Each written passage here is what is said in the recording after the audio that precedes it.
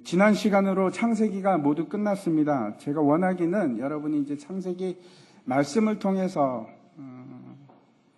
좀 더 앞으로 한 걸음 나아가는 그런 계기가 되었으면 생각을 합니다. 다 이제 창세기를 이해하시고 그리고 그 말씀이 힘이 됐으면 좋겠습니다. 앞에 못 들으신 분이 계시면 혹시 이제 시간이 되시면은 교회 홈페이지나 아니면 이제 유튜브에서 잘 찾아보시면 있습니다. 앞에 것들이 있는데 때로는 이제 몇 군데 녹화가 되지 못한 빠진 누락된 것들도 있지만은 창세기를 이제 보시면은 앞에 듣지 못하신 분들은 보시면은 많은 도움이 될 걸로 그렇게 생각을 합니다. 특별히 이제 창세기에 있어서 그 창조와 그다음에 인간의 타락에 관해서 여러 가지 또 언약들에 관해서 우리가 알아야 될 것들이 참 많이 있습니다. 놓치신 분들은 보시기를 제가 권면해 드립니다. 이제 오늘부터 에베소서 말씀을 이제 시작을 하는데 에베소서는 그렇게 분량은 많지 않습니다. 6장으로 되어 있는데 그 내용으로 보자면 굉장히 방대하고 깊고 풍성하고 놀라운 책입니다. 만만한 책이 아닙니다. 절대 가볍게 볼 수 없는 참 보석과 같은 우리에게 꼭 필요한 것들이 이 속에 들어 있습니다. 창세기를 끝난 다음에 그 다음에 어떤 말씀을 우리가 볼까 이렇게 이제 생각을 많이 하고 기도하는 가운데 이제 우리 교회가 에베소서를 공부할 때가 되지 않았나 하는 생각이 들었습니다. 에베소서는 이제 특별히 골로새서와 함께 교회에 관한 서신입니다. 교회에 관해서 우리에게 말씀하고 있고 강조하고 있는 그런 내용이 들어 있습니다. 여러분, 교회는 건물이 아닙니다. 수원시 권성구에 있는 이 건물이 진짜 소망교회가 아니고 소망교회는 저와 여러분입니다. 우리가 교회입니다. 이 건물은 단지 우리가 모일 수 있는 공간을 제공하는 것이지 이것이 교회 자체가 아닙니다. 이 건물은 아닙니다. 우리는 하나님의 몸된 교회. 다시 말씀드려서 우리는 이 교회가 얼마나 영광스럽고 위대하고 장엄한 모습을 가지고 있는지 사실은 잘 모릅니다. 우리 삶 속에서 여러분 그런 것을 느끼고 깨닫고 이해하고 살아가면 우리의 삶이 훨씬 더 풍요롭고 멋스럽고 존귀한 영광스러운 삶을 살 수 있는데 우리가 거기에 대해서 잘 무지합니다. 그래서 이 영광된 성도로서의 교회, 우리가 교회입니다. 그 지위가 얼마나 대단한 것인가, 얼마나 그 부르심이 귀하고 존귀하고 영광스러운 것인가, 그거를 에베소서를 통해서 우리가 하나씩 알아갈 겁니다. 우리는 여러분 영적인 신령한 복을 받은 사람들입니다. 뿐만 아니고 우리는 예수 그리스도의 몸이 되었습니다. 예수님께서 우리의 머리가 되시고 우리는 몸입니다. 그 말은 다시는 우리가 분리될 수 없는 그런 위치에 존재하고 있는 사람들입니다. 영광스러운 몸이 된 겁니다.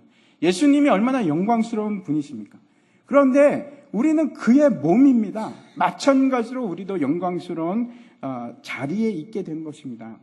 뿐만 아니고 우리는 그 영광스러운 하나님의 비밀을 맡은 자가 되었습니다. 대단한 직분입니다. 근데 그 직분을 맡은 자로서 우리는 이제 살아가야 되는데 어떻게 살 것인가? 그 지위가 무엇인가? 그 영광이 무엇인지 우리가 깊이 있게 살펴봤으면 좋겠습니다. 영광된 자리는 우리가 거기에 앉아 있는다면 당연히 그렇죠. 그게 걸맞는 영광된 자리에 걸맞는 삶을 살아가야 하는 것이 맞습니다. 여러분 그 다음 장 한번 보시면은 그 마크 트웨인의 그 왕자와 거지라는 소설을 여러분 다 아시지요? 어릴 때 한 번씩 읽어보셨으리라고 생각을 하는데 한날 한시에 이제 왕자와 거지가 태어납니다. 그런데 둘은 구별하기가 좀 힘들 정도로 많이 닮았는데 우연한 사건을 계기로 해서 왕자와 거지가 이제 바뀌지 않습니까? 그 거지가 왕자가 되면 비록 이전에는 거지였지만 점차 왕자의 모습을 왕자에 걸맞는 행동을 하게 되어 있습니다. 또한 왕자로서의 그 당연한 그 행동을 요구받는 겁니다. 거짓임에도 불구하고, 그렇죠? 그래서 바뀌어가는 겁니다. 점점 바뀌어가서 나중에 보면은 자기가 거지였다는 것을 잊고 살아갈 정도로 그렇게 바뀝니다. 우리도 마찬가지입니다. 우리가 왕자의 신분을 누리는 사람이 되었음에도 불구하고 여전히 거지의 모습으로, 거지의 행동으로 구걸하면서 살아가는 너무나 많은 사람들이 있습니다. 참 비참하고 초라하게 그렇게 살아가는 겁니다. 그렇게 살 필요가 없는데, 그렇지 않은데, 실상은 그렇지 않은데, 이제는 얼마든지 우리가 왕자의 직분을 받은, 하나님의 자녀의 직분을 받은 사람으로서 그냥 왕자로 살 수 있습니다.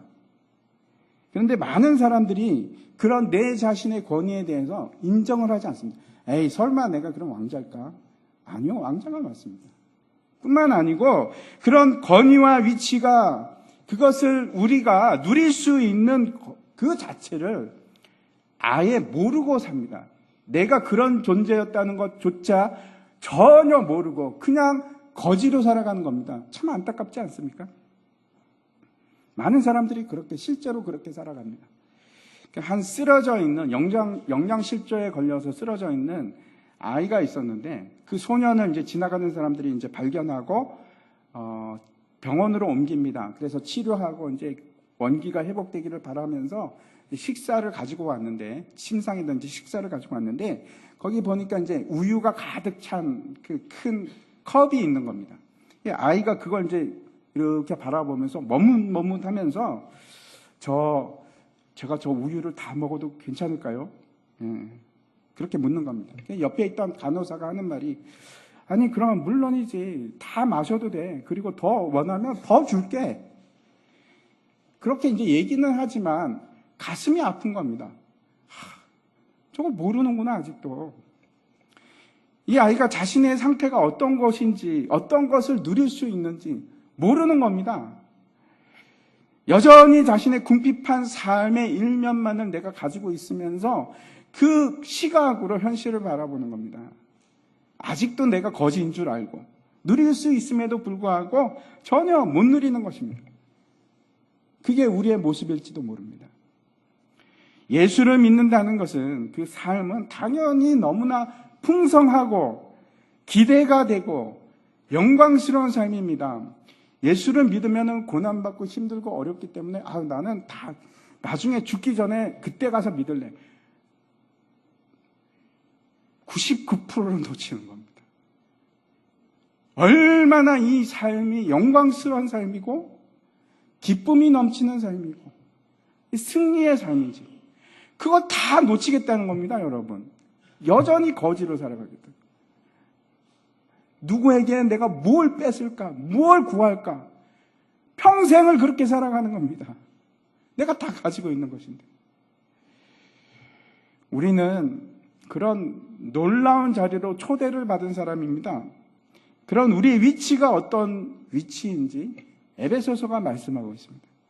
또 그런 자리에 있는 자들이 어떤 삶을 살아야 하는지 그 말씀을 하고 있는 겁니다. 이제 1절 말씀 보도록 한번 하겠습니다. 다시 한번 읽겠습니다.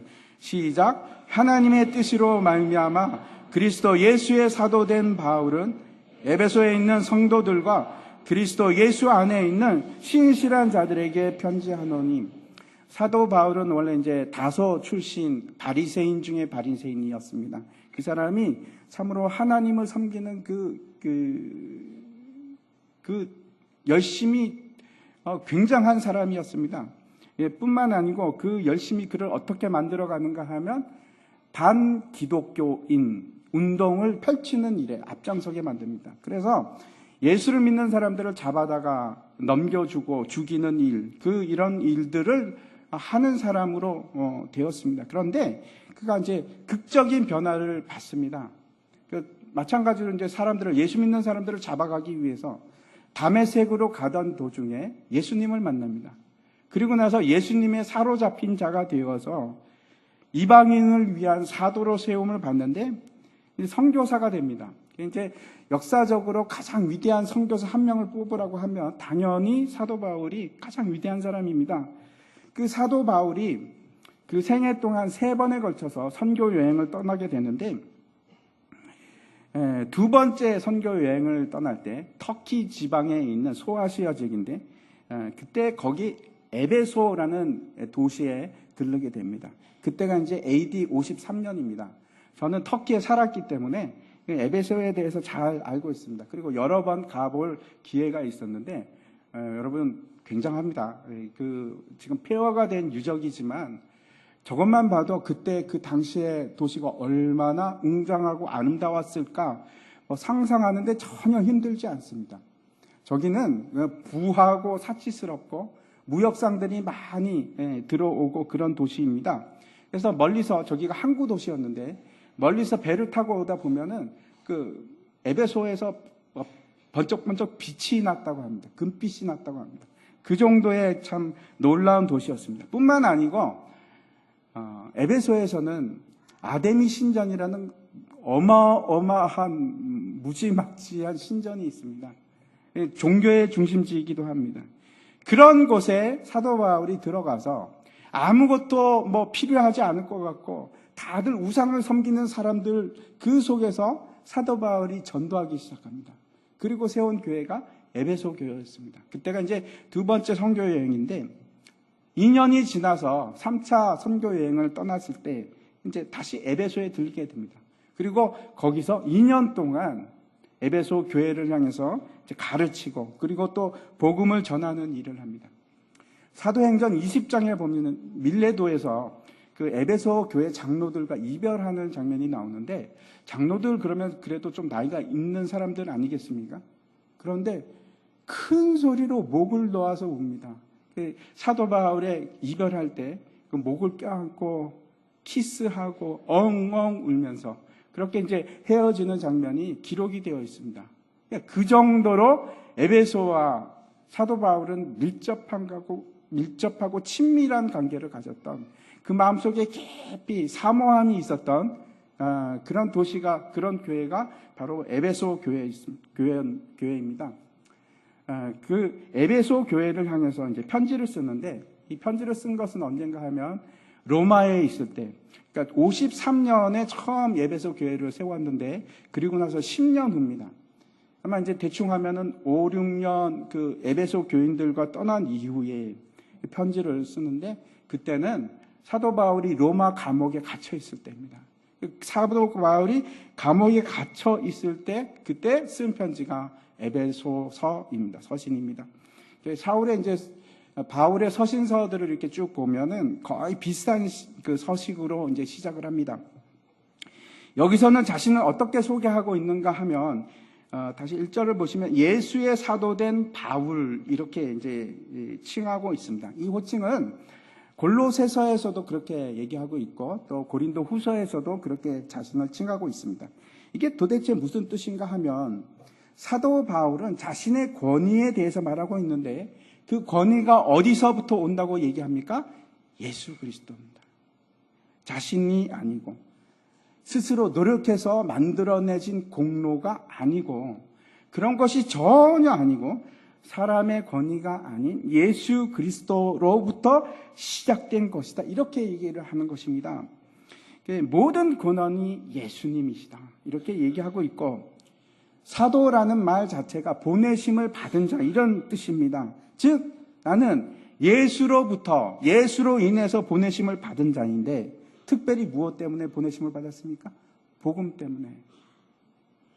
복음 때문에 보내심을 받은 자다. 이렇게 얘기하고 있습니다. 근데 이 말이 너무나 당당하고 힘차고 어떻게 이렇게 당당하게 얘기할 수 있을까? 이렇게 생각이 됩니다. 왜 그런가 하면 바울에게는 부정할 수 없는 너무나 확실한 예수님의 부르심이 있었고 그 증거가 자신에게 있었기 때문에 너무나 떳떳하게 이 얘기를 할 수 있는 겁니다. 그런데 그보다도 더 강조하고 싶은 이유가 뭔가 그가 반드시 감당해야 할 맡은 바 임무가 있기 때문에 그렇습니다. 사도라는 것이 보내심을 받은 자인데 왜 보내심을 받았냐? 임무를 완성하기 위해서 보내심을 받은 자입니다. 사도 바울이 로마에 있는 감옥에 갇혀 있으면서도 지금 그 자기가 맡은 임무를 감당하기 위해서 예수의 사도된 바울이 내가 너희에게 쓴다. 이렇게 지금 편지를 보내고 있습니다.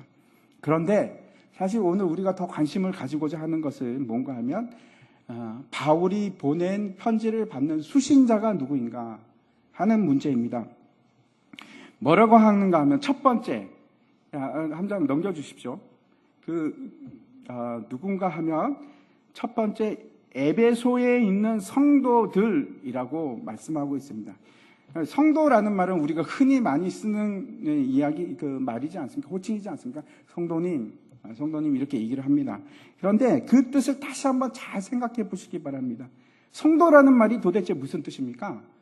성도는 이제 영어로 하자면 세인트라는 말인데, 세인트라는 것은 성자, 그러니까 성자하고 성도는 똑같은 말입니다.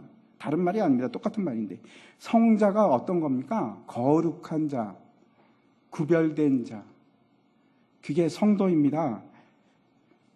우리가 아무 생각 없이 성도라는 말을 이용하고 사용했을지 모르지만 이 성도, 세인트라는 말은 성자입니다. 성자, 거룩한 자. 여러분 어떻게 생각하십니까? 우리가 그런 자가 맞습니까? 세인트라는 말을 이제 사전에서 찾아보면 이렇게 되어 있습니다. 공식적으로 거룩한 삶을 사는 자라고 인정받은 사람, 이렇게 되어 있습니다. 왜 그런가 하면 카톨릭에서는 이 성자를 자주 이제 사용을 합니다. 첫 번째 조건이 뭐냐면 죽었을 때, 살아있는 사람을 카톨릭에서 성자라고 하지 않습니다. 죽은 사람 중에서 거룩한 삶을 사는 사람들, 그런 추천이 들어오면 이제 공식적으로 조사를 합니다. 이 사람이 어떤 삶을 살았는지 처음부터 끝까지 다 조사를 해서, 야, 모든 사람이 인정할 만큼 거룩한 삶을 살았구나. 그러면 거기서 끝나는 것이 아니고 또 조건이 하나 더 붙습니다. 그게 뭔가? 기적을 행하는가. 적어도 2개 이상의 기적을 했을 때만 성자, 세인트라는 호칭이 붙을 수가 있습니다. 요한, 어거스틴, 이런 식으로 성이라는 것이 붙으려면 기적을 2번이나 해야 됩니다. 그런데 성경은 전혀 그런 식으로 얘기하지 않습니다. 그렇게 말하지 않습니다. 죽지도 않았고 기적도 일으키지 않았고 조건을 하나도 만족하지 않았음에도 불구하고 뭐라고 부릅니까? 우리를 성도라고 부르는 겁니다. 거룩한 자들이라고 부릅니다. 심지어는 뭐라고 말씀하고 있는가 하면, 허물과 죄로 죽었던 너희들, 본질상 진노의 자녀였던 너희들. 여러분, 성경이 하는 말입니다. 성경이 우리를 본질상 진노의 자녀, 죄와 허물로 죽었던 너희들라고 하면서 우리를 뭐라고 얘기하냐면 거룩한 자라고 합니다. 그게 여러분 받아들일 수 있으십니까? 내가 정말로 거룩하다 이렇게 여러분 여겨지십니까? 쉽지 않은 말입니다. 우리가 분명히 짚고 넘어야 가야 할 것이 있는데, 그런 거룩한 신분, 성도라는 이름이 도대체 내가 어떻게 해서 성도가 되었는가? 확실히 하시기 바랍니다. 내가 기적을 행해서 그런 것이 아니고, 내가 지금 거룩한 삶을 지금 당장 살고 있어서 그런 것이 아닙니다. 로마서 6장 말씀 보도록 하겠습니다. 제가 읽어보겠습니다. 무릇 그리스도 예수와 합하여 세례를 받은 우리는 그의 죽으심과 합하여 세례를 받은 줄 알지 못하느냐? 그러므로 우리가 그의 죽으심과 합하여 세례를 받음으로 그와 함께 장사되었나니, 이는 아버지의 영광으로 말미암아 그리스도를 죽은 자 가운데서 살리심과 같이 우리로 또한 생명 가운데서 행하게 하려 함이라. 만일 우리가 그의 죽으심과 같은 모양으로 연합한 자가 되었으면 또한 그의 부활과 같은 모양으로 연합한 자가 되리라. 이렇게 말씀하고 있습니다. 우리가 어떤 자인가 하면 예수 그리스도와 연합한 자들입니다. 우리가 세례를 받았다는 것이 무슨 뜻인가 하면, 나의 옛사람, 내 옛 본성, 옛 자는 죄의 종이 되었던 그 옛사람은 죽어버렸고, 그리고 예수 그리스도와 함께 부활한 자가 되었다, 이런 말입니다. 여러분, 우리는 절대로 혼자서 그 죽음을 통과할 수 있는 사람은 아무도 없습니다. 죽으면 그뿐입니다. 그런데 놀랍게도 우리가 예수 그리스도와 연합함으로 예수님께서는 죽음에 그냥 머물러 있을 수가 없으신 분이기 때문에 우리가 그와 연합했기 때문에 함께 그 사망을 통과하는 겁니다.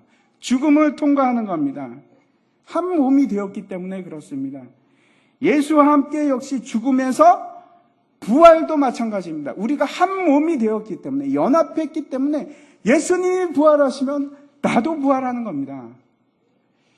제가 다시 말씀드립니다. 예수님 따로 나 따로 있다면 우리는 절대로 죽음도 통과할 수 없고 부활도 경험할 수 없는 그런 능력이 없는 사람들입니다.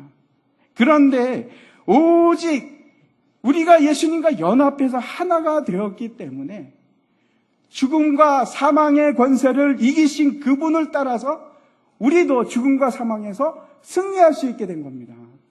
여러분, 우리는 승리한 사람들입니다. 더 이상 죄가 우리에게 청구할 것이 없습니다. 왜 그렇습니까? 우리는 예수님과 함께 죄 때문에 죽었기 때문입니다. 내가 십자가 아래서 예수님과 함께 연합해서 죽었기 때문에, 내가 십자가를 통과했기 때문에 더 이상 그 아무도 나에 대해서, 내 죄에 대해서 청구할 수 있는 권리를 가진 자는 아무도 없습니다. 예수님께서 죄와 사망의 권세에서 승리한 것처럼 우리 역시 예수님과 연합했기 때문에 승리는 우리 것입니다. 결론이 난 겁니다. 우리는 승리했습니다. 믿으십니까? 우리는 승리했습니다. 내가 십자가 앞에서 죽음을 당했을 때, 그때 우리의 모든 것은 끝났습니다. 여러분, 그 승리는 완전하고 실패하지 않는 승리입니다. 다시 물을 수가 없습니다. 반복할 수가 없습니다. 번복할 수가 없습니다. 아니, 목사님, 저는 그래도 여전히 죄 가운데 살아가고 있는데요. 저는 죄가 무섭습니다. 어떻게 하면 죄를 이길 수 있을까요? 여러분, 지금은 그렇습니다. 지금은 그런 상태입니다. 저도 그렇습니다. 저도 죄 질 때가 많이 있습니다. 그러나 이제 새 신분을 입었고 새 사람이 되었기 때문에, 새로운 피조물이 되었기 때문에 하나님께서 우리를 그냥 두지 않으십니다. 우리를 끌고 가시는데 반드시 어디까지 끌고 가는가? 거룩한 자까지. 거룩해서 흠이 없는 자에게까지 그렇게 만들어 가고야 마십니다.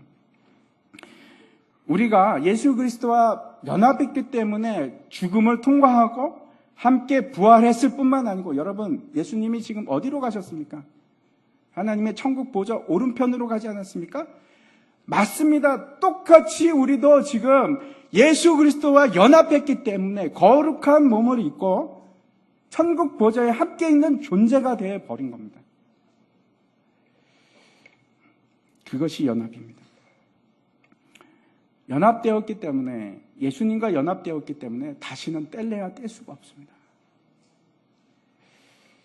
예수님께서 거룩하시기 때문에 우리가 힘이 없거나 우리가 능력이 없거나 실력이 안 된다고 할지라도 누가 이제 만들어 가십니까? 성령님께서 우리를 그렇게 거룩한 자로 바꿔 가시는 겁니다. 놀랍지 않습니까? 우리는 원래 거지였는데, 앞에서 말씀드린 왕자와 거지에서 그 톰이라는 거지가 점차 자기의 신분을 깨닫기 시작합니다. 아, 나는 왕이었네? 왕자였네? 처음에는 거지의 본성이 나타납니다. 또 실패합니다. 그렇지만 시간이 지나면서 점차 변하기 시작하는데, 나중에는 자기 자신도 놀랍니다. 내가 왕처럼 행동하고 있네. 하나님께서 저와 여러분을 그 자리까지 끌고 가시는 겁니다. 어쩔 수가 없습니다. 이제 우리는 왕궁에서 살아야 되고 왕의 신분을 가진 자가 되었기 때문에 그렇게 요구하시는 겁니다. 아니야, 너 이제 거지처럼 그렇게 구걸하지 마. 세상을 향해서 그렇게 구걸할 필요가 없어. 내가 다 주고 너는 다 가진 자가 됐는데. 여러분, 이걸 모르면 세상에서 계속 구걸하는 삶을 삽니다. 어떻게 하면 더 가질까? 어떻게 하면 내 부족함을 내가 채울까? 거지로 살아가는 것. 우리는 그렇게 살 필요가 없습니다. 이제는 그렇게 살 필요가 없습니다. 누가 하십니까? 내가 합니까? 아니요. 하나님께서 그 일을 이루어 가시기 시작하시는 겁니다. 참 얼마나 감사합니까? 우리를 내가 어떻게 노력해서 그렇게 되는 것이 아니고 하나님께서 왕의 신분에 합당한 자로 만들어 가시는 겁니다. 거룩한 사람. 다시 한번 로마서 말씀드리겠습니다. 8장 1절부터 4절까지인데 그러므로 이제 그리스도 예수 아닌 자에게는 결코 정죄함이 없나니 이는 그리스도 예수 안에 있는 생명의 성령의 법이 죄와 사망의 법에서 너를 해방하였습니다. 율법이 육신으로 말미암아 연약하여 할 수 없는 그것을 누가 하십니까? 하나님이 하십니다. 나는 못합니다. 근데 하나님이 하시는 겁니다. 곧 죄로 말미암아 자기 아들을 죄 있는 육신의 모양으로 보내어 육신의 죄를 정하사 육신을 따르지 않고 그 영을 따라 행하는 우리에게 율법의 요구가 이루어지게 하려 하심이니라. 여러분, 그래서 실망하지 마십시오. 지금 실패하십니까? 정말로 여러분이 하나님의 믿음의 자녀라면 반드시 죄에서 이기게 되는 날이 옵니다. 반드시 이깁니다. 왜? 정해져 버렸습니다. 승패는 끝이 났겠다. 우리의 힘이 아니고 성령께서 그 일을 이루어 가시는 겁니다. 그래서 우리는 이미 결론이 난 사람들입니다. 제가 이제 창세기에서 누누이 말씀드리고 지금 요한계시록에서도 말씀을 드리는데 시간이라는 것은 과거는 사라지고 없어지고 현재만 존재하고 미래는 아직 나타나지 않는 그런 것이 아닙니다. 그거는 우리가 그냥 그렇게 느낄 뿐입니다. 시간이라는 것은 원래 그런 것이 아닙니다. 미래는 이미 존재합니다, 여러분.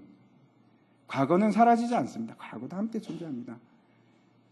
영혼의 시간을 벗어난 영혼의 차원에 가면 모든 것이 다 존재합니다.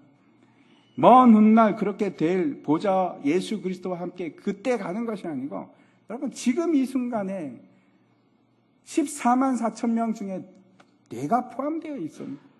거기서 하나님을 찬양하는 자가 바로 납니다.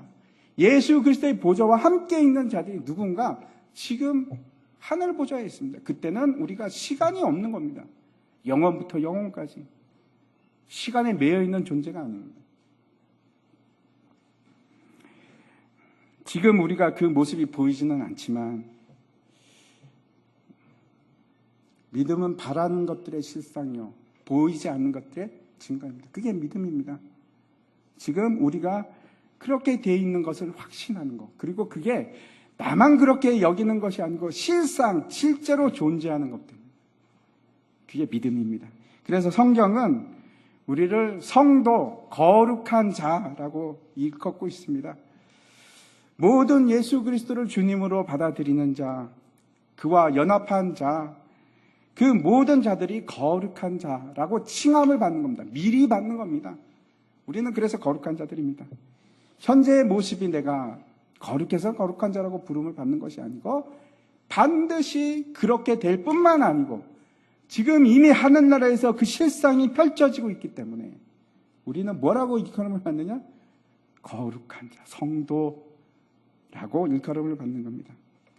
그래서 여러분, 예수를 믿고 구원받는다는 것이 얼마나 크고 영광스러운 일인지, 이루 말할 수 없는 기쁜 일인지 그걸 깨달아야 합니다. 3절부터 5절, 오늘 그 에베소서 1장 3절부터 5절까지 제가 다시 한번 읽어보겠습니다.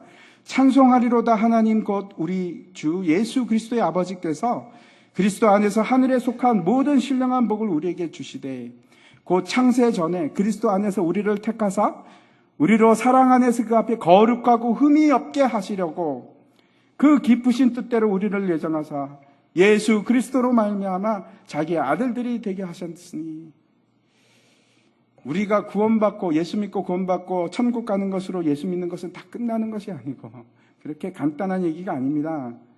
이제 시작입니다. 하나님께서 우리에게 신령한 복을 막 부어주시는데 어떻게 하시려고? 우리를 거룩하게 만들기 위해서, 그래서 흠이 없는 자로 만들기 위해서 복을 막 쏟아 부어 주시기 시작하는 겁니다. 하루하루가 달라집니다. 원래는 거지였는데 또 자고 나니까 좀 더 왕자에 가까워지고 때를 벗어내는 겁니다. 그 더러운 때를 벗겨내고 진짜 왕자의 모습이 완전히 드러날 때까지, 영광스러운 예수 그리스도의 모습이 우리 안에 표출될 때까지 그러한 일들이 있습니다. 때를 벗기는 작업들을 해야 됩니다.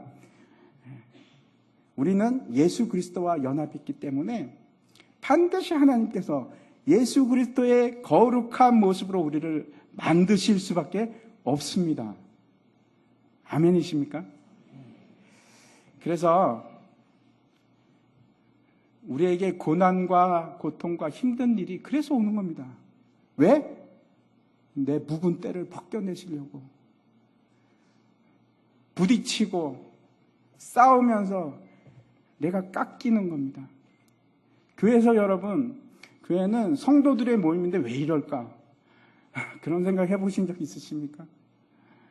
하나님께서 그 일들을 통해서 갈등과 힘듦과 어려움과 이런 것들을 통해서 그 사람을 바꾸시는 것이 아니고 나를 바꿔가시는 겁니다. 감사하십시오. 옆에 혹시 힘들게 하시는 분이 있으면 저 집사님 때문에 내가 거룩해지는군. 할렐루야. 하나님 감사합니다. 혹시 남편 때문에 힘드십니까?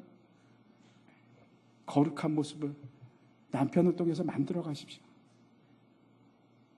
하나님의 일이십니다. 예. 여러분 어떻게 하시겠습니까? 그래도 나는 거지가 좋아. 계속 거지의 모습으로 살아가시겠습니까? 아니면 때를 벗으시겠습니까? 점점 더 아름다운 모습으로 변화해 가시겠습니까? 지금 좀 힘들어도 아픔이 있고 쓰라림이 있다고 할지라도 우리는 그 길로 가는 겁니다. 거룩한 곳으로 가는 겁니다. 세상의 얘기하고 완전히 다른 얘기입니다, 여러분. 세상은 거지 근성으로 살아가는 겁니다. 열심히 벌어서 어떻게 하든 내가 차지하고 이기고 승리하고 구걸하고 받아내고 뜯고,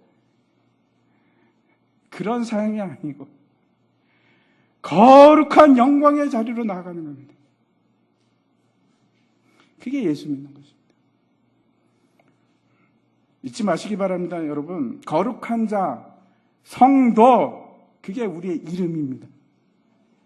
얼마나 감사합니까? 그리고 언젠가는 그 이름에 걸맞는 자가 되는.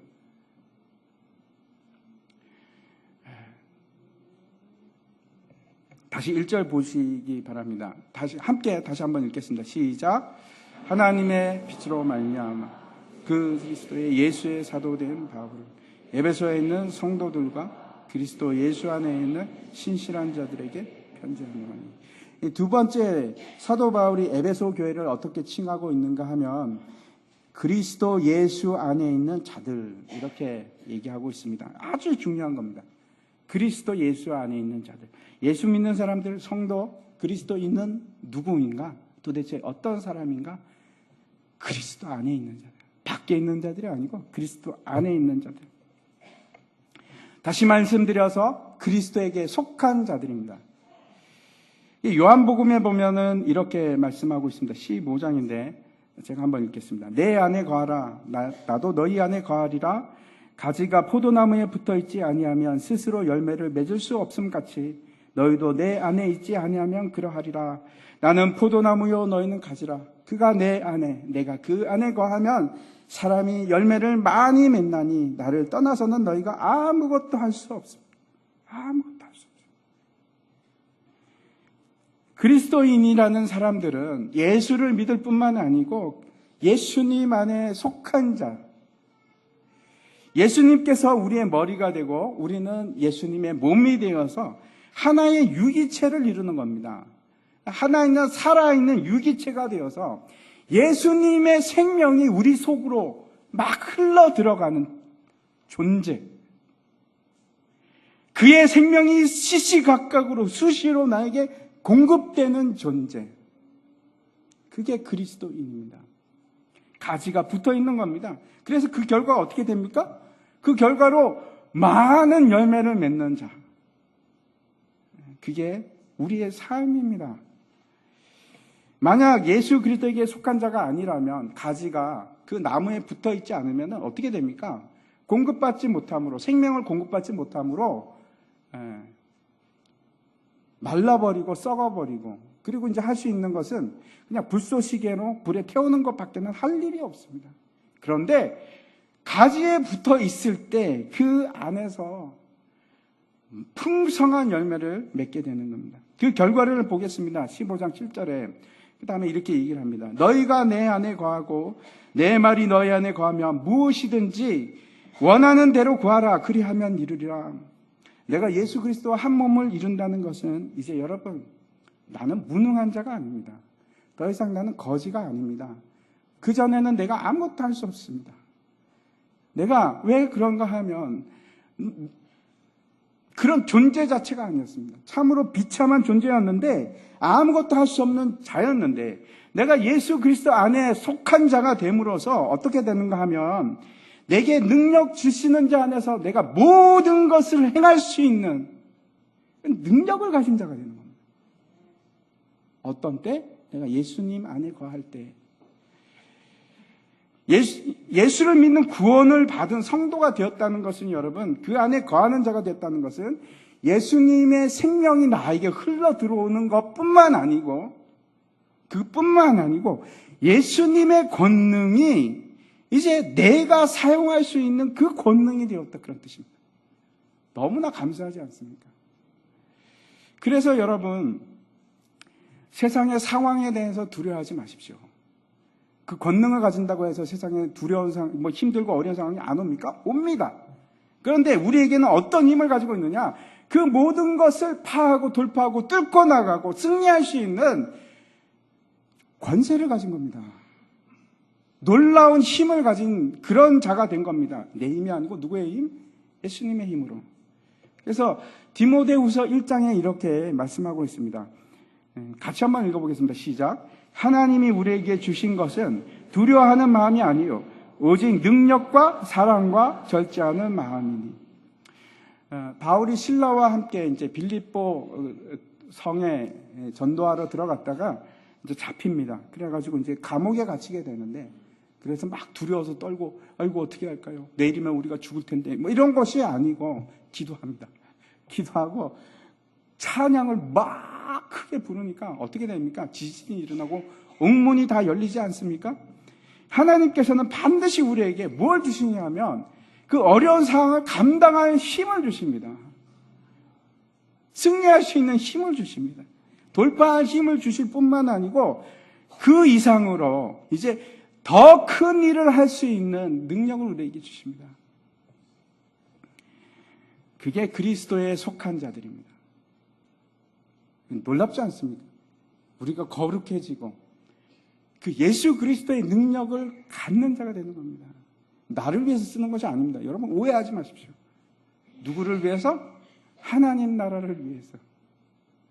그 강력한 힘을 사용할 수 있는 능력을 가진 자가 됩니다. 세 번째 다시 한번 1절 보시기 바랍니다. 1절에서 어떻게 얘기하냐면 성도를 어떻게 칭합니까? 신실한 자들이라고 그렇게 얘기합니다. 신실하다 하는 것은 착실하다 이런 뜻이 아니고, 한 장 넘겨주십시오.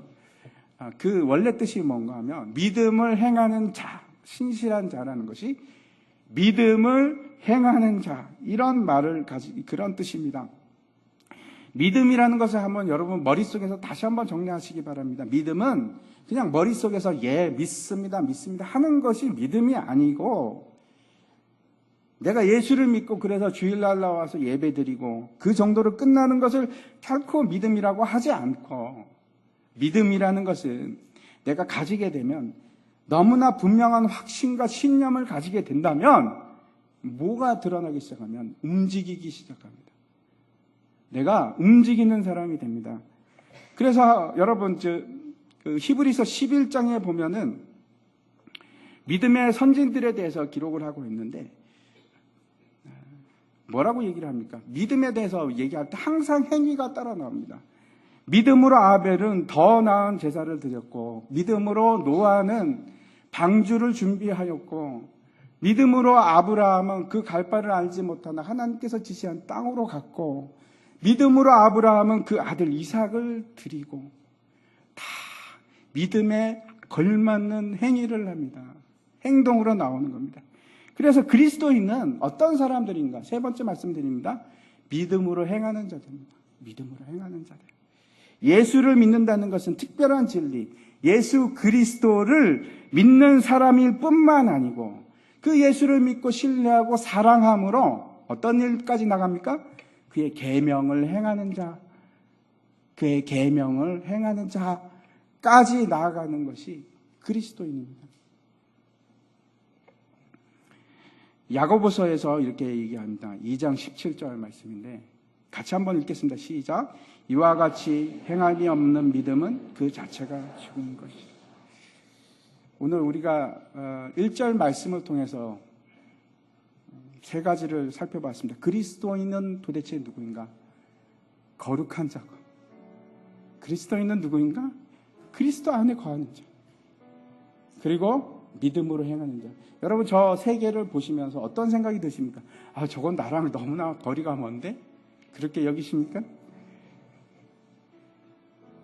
여러분이 만약 참된 그리스도인이면, 십자가를 통과한 예수 그리스도와 연합한 사람이면 반드시 하나님께서 저렇게 만들어 가십니다.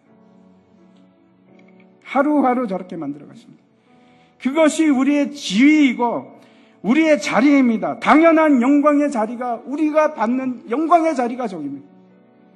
여러분 감사하지 않으십니까? 기쁘지 않으십니까?